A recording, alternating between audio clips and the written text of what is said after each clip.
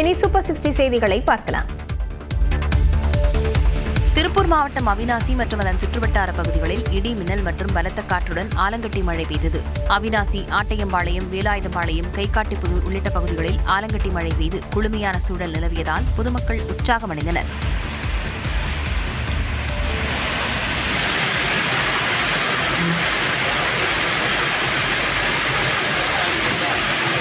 விருதுநகர் மாவட்டம் சாத்தூர் மற்றும் அதன் சுற்றுவட்டார பகுதிகளில் இடி மின்னலுடன் கனமழை வெளுத்து வாங்கியது. மோசமான வானிலை காரணமாக அவ்வழியாக வந்த அந்தியோதயா ரயில் சுமார் அரை மணி நேரத்திற்கு மேலாக நிறுத்தி வைக்கப்பட்டது. விருதுநகர் மாவட்டம் சிவகாசி மற்றும் அதன் சுற்றுவட்டார பகுதிகளில் பகலில் வெயில் சுட்டெரித்த நிலையில் மாலையில் இடி மின்னலுடன் கூடிய மிதமான மழை பெய்தது. இதில் ஆனையூர் காந்தி நகரில் அறுந்து விழுந்த மின்கம்பியை மிதித்த 57 வயதான பட்டாசு தொழிலாளி மாரியப்பன் மின்சாரம் பாய்ந்து உயிரிழந்தார். கொடைக்கானல் மற்றும் அதன் சுற்றுவட்டார பகுதிகளில் சுமார் அரை மணி நேரத்திற்கு மேலாக பெய்த மிதமான மழையால் குளுமை அதிகரித்தது. ஏரிச்சாலை, அப்சர்வேட்டரி, பாம்பார்புரம், வட்டக்கனல், மூஞ்சிக்கல், நாயுடுபுரம் உள்ளிட்ட நகரின் பல்வேறு பகுதிகளில் கருமேகங்கள் சூழ்ந்து மழை பெய்தது. தமிழ்நாட்டில் இன்று நீலகிரி, கோவை உள்ளிட்ட 19 மாவட்டங்களில் பலத்த காற்றுடன் கூடிய கனமழை பெய்ய வாய்ப்புள்ளதாக வானிலை ஆய்வு மையம் தெரிவித்துள்ளது.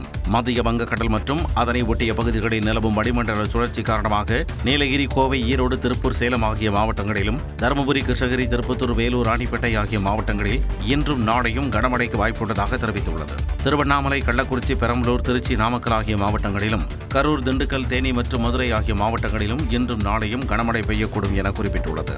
மழையின் பொழுது மணிக்கு 50 கிலோமீட்டர் வேகம் வரை பலத்த காற்று வீசக்கூடும் எனவும் அறிவுறுத்தியுள்ளது. மழை காரணமாக தமிழ்நாட்டில் இன்று முதல் வரும் 27ஆம் தேதி வரை வெப்பநிலை படிப்படியாக குறையும் எனவும் தெரிவித்துள்ளது. எனினும் சென்னை மற்றும் புறநகரில் பகல் நேரத்தில் 104 டிகிரி ஃபாரன்ஹீட் வரை வெயில் கொடுத்த வாய்ப்புள்ளதாகவும், மாலை அல்லது இரவு நேரங்களில் இடி மின்னலுடன் மிதமான மழை பெய்யக்கூடும் எனவும் கணித்துள்ளது.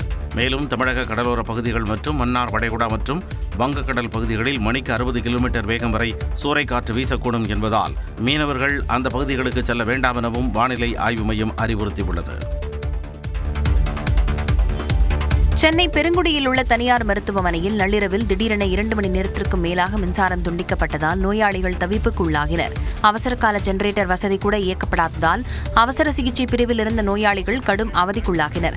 ஆக்ஸிஜன் கருவிகள் முடங்கிய நிலையில் உயிருக்கு போராடிய நோயாளிகளுக்கு மருத்துவ பணியாளர்கள் கைகளால் இயங்கும் ஆம்புபேக் பலூன் மூலம் ஆக்ஸிஜன் செலுத்திய அதிர்ச்சி தகவல்கள் வெளியாகியுள்ளன. சென்னை தண்டையார்பேட்டை மெயின் தெருவில் புதிய மின்மாற்றி அமைக்க கோரி கடந்த 5 ஆண்டுகளாக வலியுறுத்தி வரும் சூழலில் மின்தடை ஏற்பட்டதால் ஆத்திரமடைந்த பொதுமக்கள் பழுது பார்க்க வந்த மின்வாரிய ஊழியர்களை சிறைபிடித்து வைத்தனர். பின்னர் காவலர்கள் வந்து பேச்சுவார்த்தை நடத்தி அவர்களை மீட்டனர். திருவள்ளூர் மாவட்டம் திருத்தணி மற்றும் தெக்களூர் பகுதிகளில் சூறைக்காற்றால் உடைந்த மின்கம்பங்களை சீரமைக்க காலதாமதமானதால் 3 நாட்களாக மின்தடை நீடித்தது. இதனால் ஆத்திரமடைந்த அப்பகுதி மக்கள் பொதட்டூர்பேட்டை சாலையில் முச்செடிகளையும் மரங்களையும் போட்டு மறியலில் ஈடுபட்டனர். தமிழ்நாட்டில் மின் பற்றாக்குறை இல்லை என்று தெரிவித்துள்ள மின்சாரத்துறை அமைச்சர் நிர்மல்குமார், ஊழியர்கள் பற்றாக்குறைதான் இருப்பதாக விளக்கம் அளித்துள்ளார். தமிழ்நாட்டில் பல்வேறு பகுதிகளில் அறிவிக்கப்படாத மின்தடை இருப்பதாக புகார் எழுந்துள்ளது. அதுகுறித்து விளக்கமளித்த அமைச்சர் நிர்மல்குமார், மின்துறையில் உள்ள ஒரு சில கருப்பு ஆடுகளும் குளறுபடிக்கு காரணம் என்று குற்றம் சாட்டினார். தனிநபர்களுடைய தவறுகளால் இந்த மாதிரி நடக்குது. அது யாருடைய தூண்டுதலால செய்யறாங்க என்னன்னு தெரியல. அந்த மாதிரியான நபர்கள் மீது இன்று இரவுக்குள் நடவடிக்கை எடுக்கப்படும். 20 ஆண்டுகளாக ஒவ்வொரு நாளும் நலிவடைந்து வந்து இன்னைக்கு 2 லட்சம் கோடி கடன்ல இருக்கு. ஒரு 1,40,000 பேர் வேலை பார்க்க வேண்டிய இடத்துல இன்னைக்கு 70,000 பேர் தான் வேலை பணியில இருக்கிறாங்க. அதை தாண்டி பெரும்பாலான இடத்துல டிரான்ஸ்ஃபார்மர்ஸ் எல்லாமே வந்து மிக பழைய டிரான்ஸ்ஃபார்மர்ஸ் இருக்கு. சப்ஸ்டேஷன்ஸ் வந்து எவ்வளவு உருவாக்க வேண்டும் என்று 5 வருஷத்துக்கு முன்னாடி 234, 35 உருவாக்க வேண்டும் என்று கணக்கிடப்பட்டு பெரும்பாலும் எந்த வேலையும் நடக்கப்படும். தொடர்ந்து பேசிய அவர், மின்தடையை சரி செய்ய குழு அமைக்கப்பட்டிருப்பதாகவும் கூறினார். இந்த மாதிரியான தடைகளை சரி செய்ய இப்போதைக்கு முடிந்த அளவு அங்கங்கே வந்து இன்ஜினியர்ஸை வச்சு ஒரு டீம் அமைச்சு அந்த டீம் வந்து கண்காணிப்பு பணிகளில் ஈடுபட்டு வராங்க. திருவள்ளூர்ல நேற்று ஒரு ஃபால்ட் இருந்துச்சு. அதுல ஹை வோல்டேஜ்னால ஃபால்ட் இருந்துச்சு. அதுல முழுவதுமாக சீரமைக்க பணிகள் இரவு முடிச்சு நடந்துச்சு. அதே மாதிரி திருவள்ளூர், கள்ளக்குறிச்சி, கோயம்புத்தூர் இது எல்லாத்துலயும் கரூர்லயும் ஒரு சில இடத்துல சொன்னாங்க. ஸோ இதெல்லாம் சீரமைக்க பணிகள் நடந்துச்சு. மின்துறையை முழுவதுமாக சீரமைக்க சில வருடங்கள் ஆகலாம் என்றும் அதற்கான நடவடிக்கைகளை தொடங்கியிருப்பதாகவும் நிர்மல்குமார் தெரிவித்தார். பெட்ரோல், டீசல் விலை மேலும் 10 ரூபாய் வரை உயர வாய்ப்புள்ளதாக நிதி ஆலோசகர் விவேக் கிருபா தெரிவித்துள்ளார். மேற்காசியாவில் நிலவும் போர் சூழல் காரணமாக கச்சா எண்ணெய் விலை கடுமையாக உயர்ந்துள்ளது. இதன் எதிரொலியாக இந்தியாவில் பெட்ரோல், டீசல் விலை கடந்த 10 நாட்களில் 3வது முறையாக உயர்ந்துள்ளது. இந்நிலையில் நியூஸ் 18 தமிழ்நாட்டிற்கு பேட்டியளித்த நிதி ஆலோசகர் விவேக் கிருபா, பெட்ரோல், டீசல் விலை மேலும் உயர வாய்ப்புள்ளது என்றார். ஒரு 4லேருந்து 5 ரூபா வரைக்கும் ஏறி இருக்குது. ஸோ நீங்கள் வந்து அது 10 ரூபா குறைஞ்ச அப்புறம் 5 ரூபா ஏறி இருக்குது, ரைட்? இது வந்து இன்னும் 10 ரூபா ஏறுற வரைக்கும் ஸ்கோப் இருக்குது. இந்த மாதிரி வந்தால் டெஃபினெட்லி ஒரு கம்பல்சரி ஒர்க் ஃப்ரம் ஹோம் இதெல்லாம் வந்து பண்ணுறதுக்கு சான்சஸ் இருக்கும், வார் வந்து முடியலனா. தொடர்ந்து பேசிய அவர் பெட்ரோல் டீசல் விலை உயர்வால் ஏற்படும் தாக்கத்தையும் விளக்கினார். இன்ஃப்ளேஷன் பணவீக்கம் வந்து கண்டிப்பாக ஏறும்.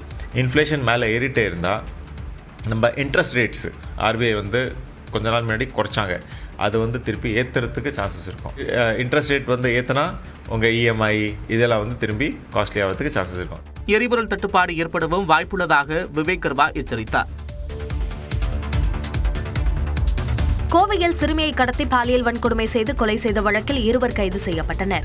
சூலூர் பகுதியைச் சேர்ந்த 10 வயது சிறுமி காணாமல் போன நிலையில் குளக்கரையில் அவரது சடலத்தை காவல்துறையினர் கைப்பற்றினர். இதையடுத்து சிறுமியின் உறவினர்கள் இரவு முழுவதும் மறியலில் ஈடுபட்ட நிலையில் சிசிடிவி காட்சிகளை கைப்பற்றி காவல்துறையினர் ஆய்வு செய்தனர். அதில் கார்த்திக் என்பவருடன் சிறுமி இருசக்கர வாகனத்தில் பயணம் செய்தது கண்டுபிடிக்கப்பட்டது. அவரை கைது செய்து விசாரணை மேற்கொண்டதில் சிறுமியை கடத்தி பாலியல் வன்கொடுமை செய்து கொலை செய்ததை ஒப்புக்கொண்டார். மேலும் அவருக்கு உடந்தையாக இருந்ததாக அவரது நண்பர் மோகன்ராஜ் என்பவரும் கைது செய்யப்பட்டார். இந்த நிலையில் விசாரணைக்கு அழைத்துச் சென்றபோது கார்த்திக் தப்பியோட முயன்ற நிலையில் தவறி விழுந்ததில் வலது கை மற்றும் காலில் முறிவு ஏற்பட்டு மருத்துவமனையில் அனுமதிக்கப்பட்டார். சூலூர் குற்றவியல் நடுவர் நீதிமன்றத்தில் மோகன்ராஜ் ஆஜர்படுத்தப்பட்ட நிலையில் வரும் 27ஆம் தேதி வரை நீதிமன்ற காவலில் வைக்க நீதிபதி உத்தரவிட்டதை அடுத்து சிறையில் அடைக்கப்பட்டார். இதனிடையே சிறுமியின் பெற்றோருக்கு ஆறுதல் கூறிய அமைச்சர் சம்பத்குமார் குற்றவாளிக்கு உச்சபட்ச தண்டனையை பெற்றுத் தருவதாக உறுதியளித்தார்.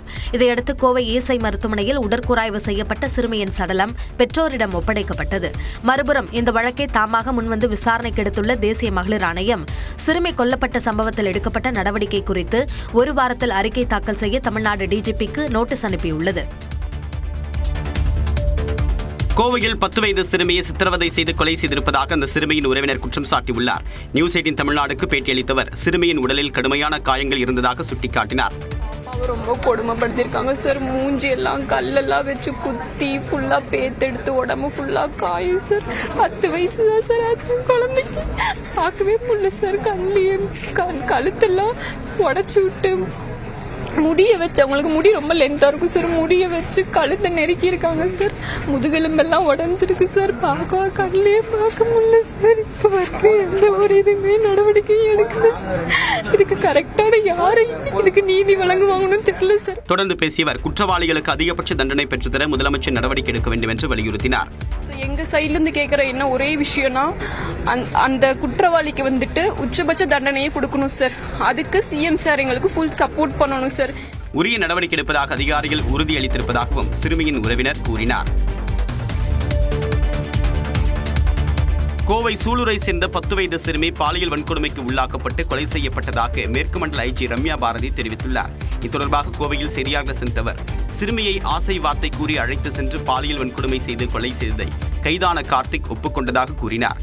குற்றவாளி கார்த்திக் சிறுமியை ஆசை வார்த்தை கூறி ஏமாற்றி அழைத்து சென்று பாலியல் வன்கொடுமை செய்து பின்னர் கண்ணம்பாளையம் குளம் அருகில் உள்ள தென்னந்தோட்டத்தில் கொலை செய்ததை ஒப்புக்கொண்டார். சிறுமி விவகாரத்தில் விரைவில் குற்றப்பத்திரிகை தாக்கல் செய்யப்படும் என்றும் அவர் உறுதியளித்தார். இப்படி அக்யூஸ்ட் 24 மணி நேரத்துல பிடிச்சோமா அதுக்கு அந்த அளவுக்கு துரிதமா குற்றப்பத்திரிகையும் தாக்கல் செஞ்சு ஸ்பீடி ட்ரையல் என்ஷோர் பண்ணி கண்டிப்பா இந்த விக்டிம்கான டியூ ஜஸ்டிஸை வந்து தமிழக காவல்துறை என்ஷோர்.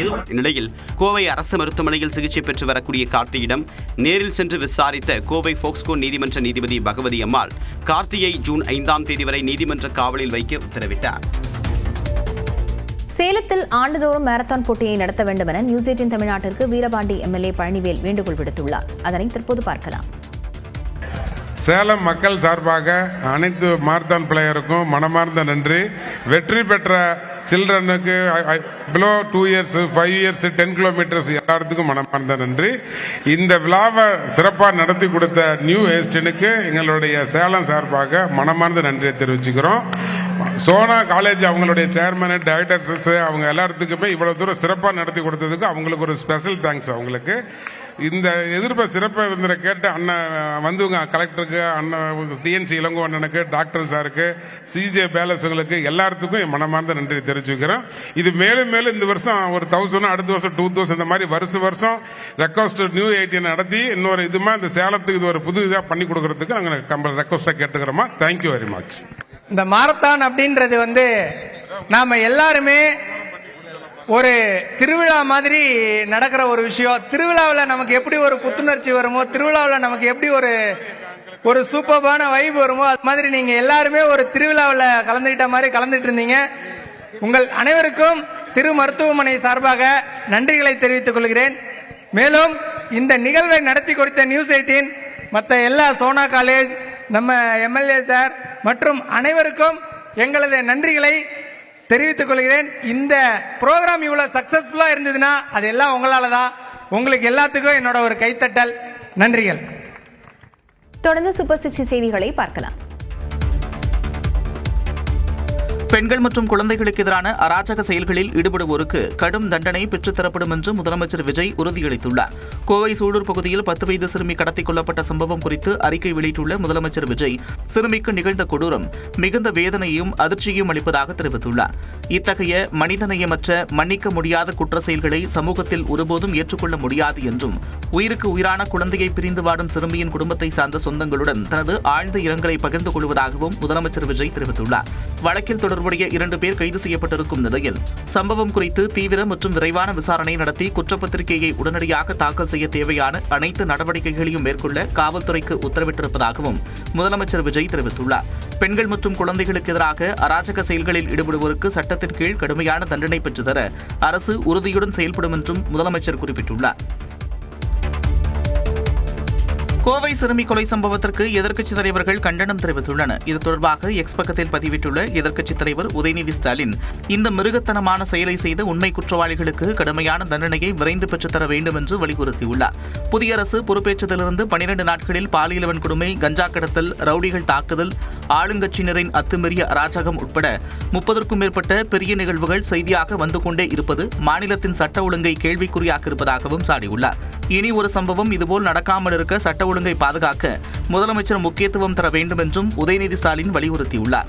அதேபோல சிறுமி காணாமல் போன சில மணி நேரத்திலேயே புகார் அளிக்கப்பட்டிருந்த போதிலும் துரிதமான நடவடிக்கை எடுக்கப்படாதது நிர்வாக திறனில் உள்ள குறைபாடுகளை வெளிக்காட்டுவதாக அதிமுக பொதுச் செயலாளர் எடப்பாடி பழனிசாமி சாடியுள்ளார். தாவேக் அரசு பெண்கள் பாதுகாப்பு குறித்து வெறும் ரீல்ஸ் அரசாக அல்லாமல் ரியல் அரசாகவும் நடந்து கொள்ள வேண்டும் என்றும் எடப்பாடி பழனிசாமி வலியுறுத்தியுள்ளார். இதேபோன்று சிறுமி கொலை சம்பவத்திற்கு கண்டனம் தெரிவித்துள்ள பாஜக முன்னாள் மாநில தலைவர் அண்ணாமலை, கடந்த திமுக ஆட்சியில் நிலவிய அதே பெண்கள் மற்றும் குழந்தைகள் மீது பாதுகாப்பற்ற சூழல் தற்போது தொடர்வது கவலையளிப்பதாக கூறியுள்ளார்.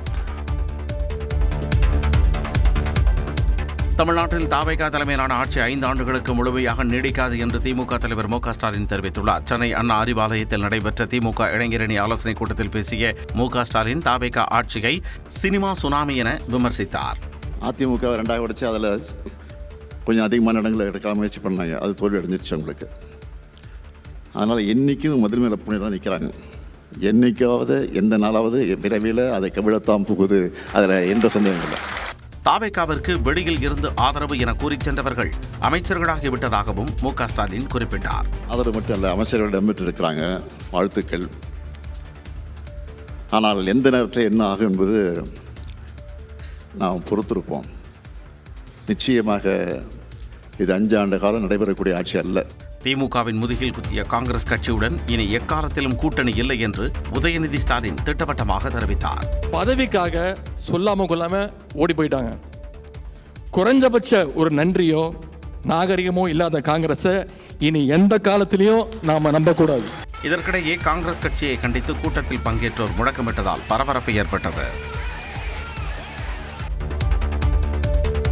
திமுக இளைஞரணி கூட்டத்தில் காங்கிரஸ் கட்சி மீது முன்வைக்கப்பட்ட துரோகம், முதுகில் குத்துதல் போன்ற குற்றச்சாட்டுகளுக்கு தமிழ்நாடு காங்கிரஸ் கட்சி கண்டனம் தெரிவித்துள்ளது. இது தொடர்பாக தமிழ்நாடு காங்கிரஸ் கட்சி வெளியிட்டுள்ள அறிக்கையில், திமுக இளைஞரணி கூட்டத்தில் காங்கிரஸ் கட்சி குறித்து நிறைவேற்றப்பட்ட தீர்மானங்களும் பயன்படுத்தப்பட்ட சில கருத்துக்களும் கடும் கண்டனத்திற்குரியவை என தெரிவிக்கப்பட்டுள்ளது. காங்கிரஸ் கட்சி எப்பொழுதும் மதசார்பற்ற கொள்கைகள், ஜனநாயக மதிப்புகள் மற்றும் கூட்டணி தர்மத்தை மதித்து செயல்பட்டு வருவதாகவும், தமிழக அரசியலில் பல்வேறு ஜனநாயக மற்றும் மதசார்பற்ற சக்திகள் ஒன்றிணைந்து செயல்பட்ட வரலாற்றை யாராலும் மறுக்க முடியாது முடியாது எனவும் கூறப்பட்டுள்ளது. காங்கிரஸ் கட்சி மீது முன்வைக்கப்பட்டுள்ள துரோகம், முதுகில் குத்துதல் போன்ற குற்றச்சாட்டுகளை தமிழ்நாடு காங்கிரஸ் கமிட்டி நிராகரிப்பதாகவும், காங்கிரஸ் கட்சி எப்பொழுதும் கொள்கை அடிப்படையிலான அரசியலையே முன்னிறுத்தி வருவதாகவும் தெரிவிக்கப்பட்டுள்ளது. அதேபோல் பாஜகவுடன் மறைமுக கூட்டணி வைத்து மதசார்பின்மை முகமூடி அணிந்தவர்களின் முகம் வெளிவருவதாக விருதுநகர் காங்கிரஸ் எம்பி மாணிக்கம் தாக்கூர் தெரிவித்துள்ளார். பாஜகவுடன் மறைமுக கூட்டணி பேச்சுவார்த்தை நடத்தியதாலேயே திமுக கூட்டணியில் இருந்து காங்கிரஸ் விலகியதாகவும், தற்பொழுது அந்த உண்மை விசிக, IUML, கம்யூனிஸ்ட் தலைவர்கள் மூலம் வெளிவருவதாகவும் தெரிவித்துள்ளார். காங்கிரஸ் கட்சியை எவ்வளவு தாக்கினாலும் திமுகவின் உண்மை முகத்தை மக்கள் பார்த்துக் கொண்டிருப்பதாகவும் மாணிக்கம் தாக்கூர் தெரிவித்துள்ளார். பதவி ஆசைக்காக தாவேகா அமைச்சரவையில் இணையவில்லை என்று விசிக தலைவர் திருமாவளவன் விளக்கம் அளித்துள்ளார். சென்னையில் செய்தியாளர் பேசியவர் திமுக தலைவர் மு க ஸ்டாலினின் இசைவோடுதான் தாவேகா அரசுக்கு விசிக ஆதரவு அளித்ததாக குறிப்பிட்டார். தன்னலம் அல்லது பதவி ஆசை என்கிற காரணிகள் முதன்மையானவை அல்ல. தமிழகத்தில் ஏற்பட்டிருக்கிற அரசியல் நெருக்கடிதான் காரணம் என்பதை மேனால் முதல்வர் அண்ணன் ஸ்டாலின் அவர்கள் நன்கு அறிவார். தொடர்ந்து பேசிய திருமாவளவன் தேர்தலுக்கு முன்பு திமுக கூட்டணியை சிதறடிக்க சதி நடைபெற்றதாகவும் கூறினார். என்னை ஒரு துருப்புச் சீட்டாக பயன்படுத்தி மதசார்பற்ற முற்போக்கு கூட்டணியை சிதறடிப்பதற்கு பல்வேறு முயற்சிகளை, பகீரத முயற்சிகளை மேற்கொண்டார்கள். அதற்கு கிஞ்சித்தும் இணங்காமல் நான் உறுதியாக நின்று திராவிட முன்னேற்றக் கழகத்தின் தலைமையிலான மதசார்பற்ற முற்போக்கு கூட்டணியை பலவீனப்படுத்த ஒருபோதும் நான் இடம் தர மாட்டேன் என்பதை நடைமுறைப்படுத்தி காட்டினேன். தேர்தல் நேரத்தில் தான் கூட்டணி குறித்து முடிவெடுப்பது வழக்கம் என்று கூறிய திருமாவளவன், எதிர்காலத்தில் தாவேகாவுடன் கூட்டணியா என்ற கேள்விக்கு யூகங்களுக்கு பதிலளிக்க முடியாது என்று கூறினார்.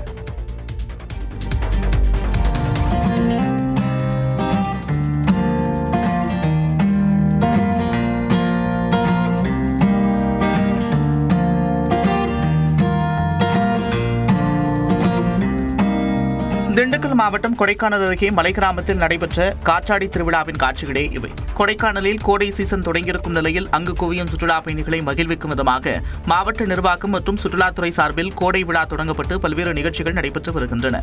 அந்த வகையில் மன்னவனூர் மலை கிராமத்தில் மாவட்ட நிர்வாகம் சார்பில் ராட்சத கண்கவர் காற்றாடி திருவிழா நடைபெற்றது.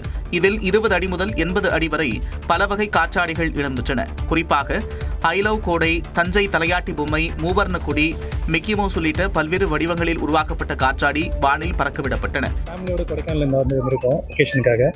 ஆக்சுவலாக இங்கே வந்து நாங்கள் மன்னவனூர் கிராமத்துக்காக வந்திருந்தோம். இங்கே வந்து காற்றாடி திருவிழா நடந்துட்டுருக்கு, பிரம்மாண்டமாக நடந்துட்டுருக்கு.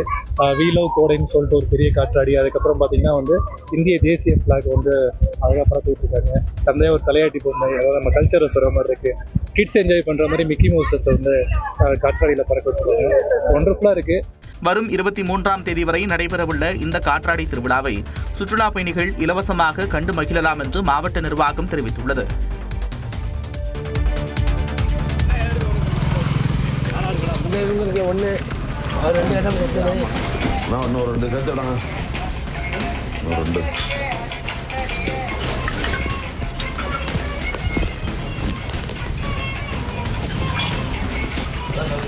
நாகை அருகே சட்டவிரோதமாக கள்ளச்சந்தையில் மதுபாட்டில்களை விற்பனை செய்த 5 பேர் கைது செய்யப்பட்டனர். அகலங்கன் பகுதியில் சுந்தரமூர்த்தி என்பவரும், வண்டலூர் பகுதியில் தம்பி ராஜேந்திரன் என்பவரும் புதுச்சேரியிலிருந்து மதுபானங்களை வாங்கி வந்து விற்பனை செய்து வந்துள்ளனர். இவர்களிடமிருந்து அப்பகுதி மக்கள் மதுபாட்டில்களை வாங்கும் வீடியோ காட்சிகள் வெளியாகி அதிர்ச்சியை ஏற்படுத்தின.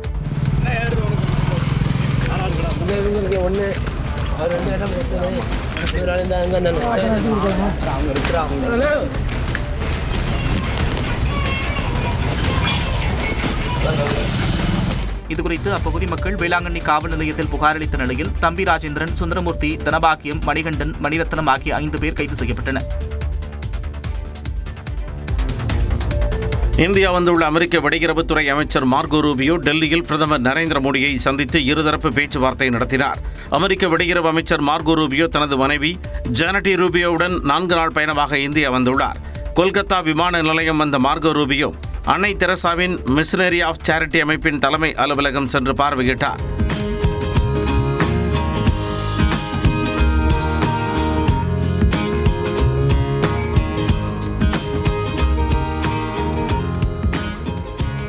பின்னர் டெல்லி வந்தடைந்த மார்கோ ரூபியோ பிரதமர் நரேந்திர மோடியை அவரது புதிய அலுவலகமான சேவா தீர்த்தத்தில் சந்தித்து பேசினார். 1 மணி நேரத்திற்கு மேலாக நடைபெற்ற இந்த சந்திப்பின் போது வெளியுறவுத்துறை அமைச்சர் ஜெய்சங்கர், தேசிய பாதுகாப்பு ஆலோசகர் அஜித் தோவல் உள்ளிட்டோர் உடன் இருந்தனர். இந்த சந்திப்பு குறித்து தனது எக்ஸ் பக்கத்தில் பதிவிட்டுள்ள பிரதமர் மோடி, இந்தியா அமெரிக்கா இடையேயான விரிவான சர்வதேச ஒத்துழைப்பில் ஏற்பட்டுள்ள முன்னேற்றம் குறித்து விவாதித்ததாக தெரிவித்துள்ளார். மேலும் பிராந்திய மற்றும் சர்வதேச அமைதி, பாதுகாப்பு விவகாரங்கள் குறித்து விவாதித்ததாகவும், சர்வதேச நலனுக்காக இந்தியாவும் அமெரிக்காவும் தொடர்ந்து இணைந்து பணியாற்றும் என்றும் பிரதமர் மோடி உறுதியளித்துள்ளார். அமெரிக்காவுக்கு விரைவில் வருமாறு பிரதமர் மோடிக்கு மார்கோ ரூபியோ அழைப்பு விடுத்ததாக இந்தியாவுக்கான அமெரிக்க தூதர் செர்ஜியோ கோர் தெரிவித்துள்ளார். ஈரான் சட்டவிரோதமாக ஹோர்முஸ் நீரிணையை கட்டுப்படுத்த முயற்சிப்பதால் கச்சா எண்ணெய் விலை உயர்வதாக அமெரிக்க வெளியுறவு அமைச்சர் மார்கோ ரூபியோ குற்றம் சாட்டியுள்ளார். நியூஸ் 18ற்கு பிரத்யேக பேட்டி அளித்த மார்கோ ரூபியோ ஹோர்முஸ் நீரிணையில் நிலவும் பதற்றத்திற்கு ஈரானை கடுமையாக சாடினார். ஹோர்முஸ் நீரிணையை கடக்க ஈரான் கட்டணம் வசூலிக்க முடிவெடுத்துள்ளதை கடுமையாக கண்டித்த அவர், இந்த நிலை தொடர்ந்தால் உலகில் உள்ள மற்ற நாடுகளும் தங்கள் கடற்கரைக்கு அருகே நீர்வழி சுங்கச்சாவடியை அமைக்கக்கூடும் என எச்சரித்தார். தொடர்ந்து பேசிய மார்கோ ரூபியோ, இந்தியா அமெரிக்கா இடையேயான வர்த்தக ஒப்பந்தம் இரு நாட்டு உறவையும் வலுப்படுத்தும் என நம்பிக்கை தெரிவித்தார். மேலும் ரஷ்யாவில் இந்தியா கச்சா எண்ணெய் வாங்குவது குறித்த கட்டுப்பாடு குறித்து விளக்கம் அளித்தார். The Russian oil purchase issue obviously had nothing, it wasn't about India, it was about a desire to impose a cost on Russia because of the war in Ukraine. Is that in the process of addressing that, we've also seen an opportunity for India to continue to its plan, its already pre-existing plan, to diversify its energy sources. And that includes the United States and potentially some other countries like Venezuela. Iran பிரச்சினை குறித்து பிரதமர் மோடியுடன் கலந்துரையாடியதாக கூறிய Marco Rubio, பேச்சுவார்த்தைகள் மூலம் அமைதியான முடிவை எட்ட விரும்புவதாக கூறினார். மேற்குவங்க சட்டப்பேரவை தேர்தல் பரப்புரையின் போது பிரதமர் நரேந்திர மோடிக்கு காரப்பொரி விற்பனை செய்தவர் தனக்கு பாகிஸ்தான், வங்கதேச நாடுகளிலிருந்து கொலை மிரட்டல் வருவதாக குற்றம் சாட்டியுள்ளார். மேற்குவங்க சட்டப்பேரவை தேர்தலின் போது ஜார்கிராம் மாவட்டத்தில் பரப்புரை செய்த பிரதமர் நரேந்திர மோடி விக்ரம் சாவ் என்பவரின் கடையில் காரப்பொரி வாங்கி சாப்பிட்டார். இதனால் பிரபலமடைந்த விக்ரம் சாவ் கடைக்கு பலரும் சென்று தங்களுக்கு பிடித்த துரித உணவை வாங்கினர். இந்த சூழ்நிலையில் தனக்கு வங்கதேசம், பாகிஸ்தான் ஆகிய நாடுகளிலிருந்து கொலை மிரட்டல் வருவதாக விக்ரம் சாவ் தெரிவித்துள்ளார். धमकी दे रहा है कि बम से उड़ा देंगे, और वीडियो कॉल हम रिसीव किए थे तो उन लोग ग्रुप में बहुत तरह के हथियार दिखा रहा था, माने चौक लाल करके पूरा दिखा रहा था, आँख लाल करके कि आपको हम उड़ा देंगे ऐसा. அதே நேரம் விக்ரம் சாவ் கடைக்கு காவலர்கள் பாதுகாப்பு அளிக்கப்பட்டுள்ளது. ஐபிஎல் தொடரின் 68வது லீக் போட்டியில் லக்னோ சூப்பர் ஜெயின்ஸ் அணியை 7 விக்கெட் வித்தியாசத்தில் வீழ்த்திய பஞ்சாப் கிங்ஸ் அணி பிளே ஆஃப் சுற்றுக்கான வாய்ப்பை தக்க வைத்துக் கொண்டது. லக்னோவில் நடைபெற்ற இந்த வாழ்வாசாவா போட்டியில் டாஸ் வென்ற பஞ்சாப் அணி முதலில் பந்துவீச்சை தேர்வு செய்தது. அதன்படி முதலில் களமிறங்கிய லக்னோ அணியில் ஜோஷ் இங்கிலீஷ் அதிரடியாக 72 ரன்கள் சேர்த்தாலும், ஆயுஷ் பதோனியின் மிரட்டலான 43 ரன்களின் உதவியுடனும் 20 ஓவர்களில் 196 ரன்களை குவித்தது. 197 ரன்கள் எடுத்தால் வெற்றி என்ற கடின இலக்குடன் கடம்புகுந்த பஞ்சாப் கிங்ஸ் அணிக்கு பிரியான் ஷாரியா டக் அவுட் ஆகிய அதிர்ச்சி கொடுத்தார். இருப்பினும் பிரப்சிம்ரன் சிங் மற்றும் ஸ்ரேயாஸ் ஐயர் இணை அதிரடி ஆட்டத்தை வெளிப்படுத்தியது. ஸ்ரேயாஸ் ஐயர் சதமடித்து அசத்த இறுதியில் 7 விக்கெட்டுகள் வித்தியாசத்தில் இலக்கை எட்டிப்பிடித்து பஞ்சாப் அபார வெற்றி பெற்றது. இந்த வெற்றியின் மூலம் பஞ்சாப் தனது பிளே ஆஃப் கனவை தக்க வைத்துக் கொண்டுள்ளது. எனினும் இன்று நடைபெறும் மும்பை, ராஜஸ்தான் இடையேயான போட்டிதான் பிளே ஆஃப் சுற்றுக்கு செல்வது யார் என்பதை நிர்ணயிக்க உள்ளது. இன்றைய போட்டியில் ராஜஸ்தான் அணி வெற்றி பெற்றால் 4வது அணியாக பிளே ஆஃப் சுற்றுக்குள் நுழையும். பஞ்சாப் வெளியேறும் நிலை ஏற்படும். ஏற்கனவே பெங்களூரு, குஜராத் மற்றும் ஐதராபாத் ஆகிய அணிகள் பிளே ஆஃப் சுற்றுக்கு முன்னேறியுள்ளது குறிப்பிடத்தக்கது. இந்தோனேஷியாவின் பாலி தீவில் உள்ள நுசா பெனிடாவில் கிளிஃப் டைவிங் உலகத் தொடர் விறுவிறுப்பாக நடைபெற்றது. ஆண்களுக்கான பிரிவில் பிரிட்டனைச் சேர்ந்த 24 வயதான பிரிட்டன் வீரர் ஏடன் ஹெஸ்லாப் 419.85 புள்ளிகள் குவித்து தனது 9வது வெற்றியை பதிவு செய்தார். மெக்சிகோவின் ஜொனாதன் மற்றும் அமெரிக்காவின் ஜேம்ஸ் ஆகியோர் அடுத்தடுத்த இடங்களை பெற்றனர்.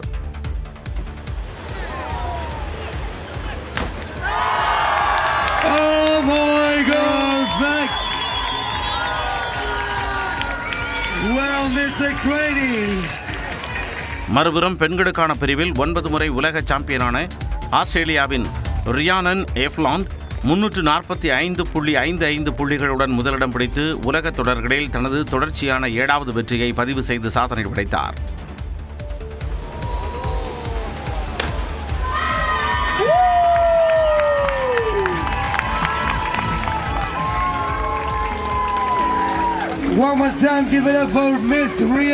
கனடாவின் மோர்லி கால்சன் மற்றும் சுவிட்சர்லாந்தின் மோர்கன் ஹெர்குலானோ ஆகியோர் முறையே 2 மற்றும் 3ஆம் இடங்களை பிடித்து அசத்தினர்.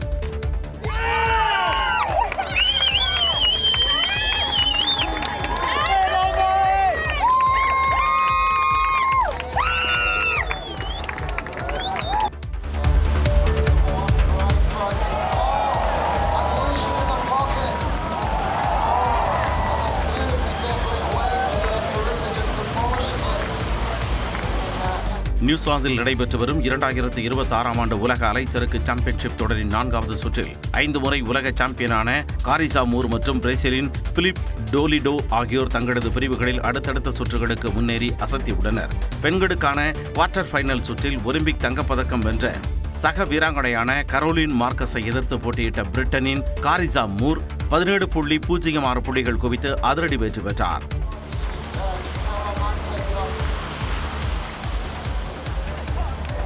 மறுபுறம் ஆண்களுக்கான 3வது சுற்றில் பிரேசிலின் சக நாட்டு வீரர்களான பிலிப் டோலிடோவும் கேப்ரியல் மெதினாவும் மோதினர். இதில் 7.93 புள்ளிகள் பெற்று பிலிப் டோலிடோ அபார வெற்றி பெற்றார். காலநிலை சாதகமாக இருக்கும் பட்சத்தில் இத்தொடரின் இறுதிப் போட்டிகள் இன்று அல்லது நாளை நடைபெற வாய்ப்புள்ளது.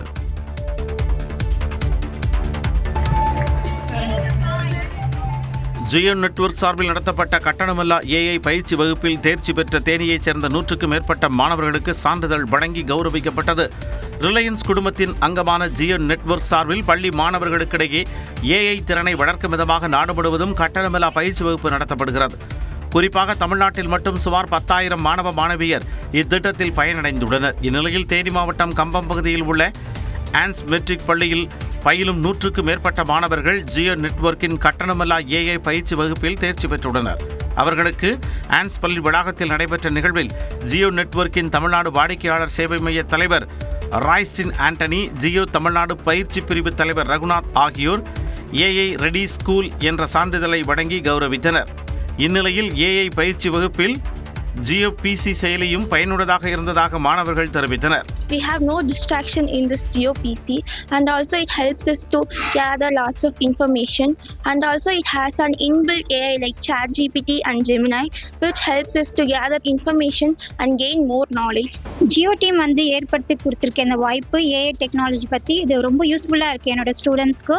இப்போவே அவங்க AI டூலை எப்படி யூஸ் பண்ணணும், எப்படி யூட்டிலைஸ் பண்ணணும்னு தெரிஞ்சுக்கிட்டா எனி இன்ஃபர்மேஷன் அபவுட் சப்ஜெக்ட்னா ரிலேட்டட் இஷ்யூவாக இருந்தால் கூட அவங்க ஈஸியாக அதில் போய் சர்ச் பண்ணி நிறைய நாலேஜ் கேதர் பண்ணிக்கலாம். சான்றிதழ் வழங்கும் நிகழ்வில் கம்பம் ஜியோ ஷோரூம் மேலாளர் தமிழ்ச்செல்வன், பள்ளி தாளாளர் சையது பாத்திமா உள்ளிட்டோர் பங்கேற்றனர்.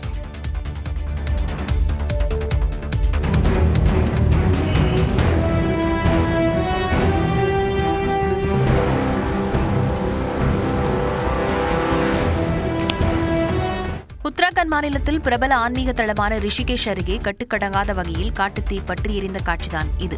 மலைப்பகுதி நிறைந்த உத்தராகண்ட் மாநிலத்தின் தெஹ்ரி மாவட்டத்தில் உள்ள புரோகி கிராமம் அருகே சனிக்கிழமை அன்று மாலை வனப்பகுதியில் காட்டுத்தீ ஏற்பட்டுள்ளது.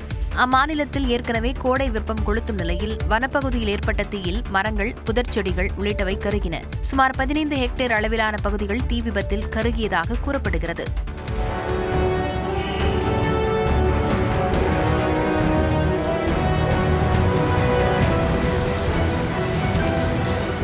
தகவலறிந்து சம்பவ இடத்துக்கு வந்த தீயணைப்புத் துறையினர் விரைந்து செயல்பட்டு தீயை கட்டுக்குள் கொண்டுவரும் பணியில் ஈடுபட்டனர்.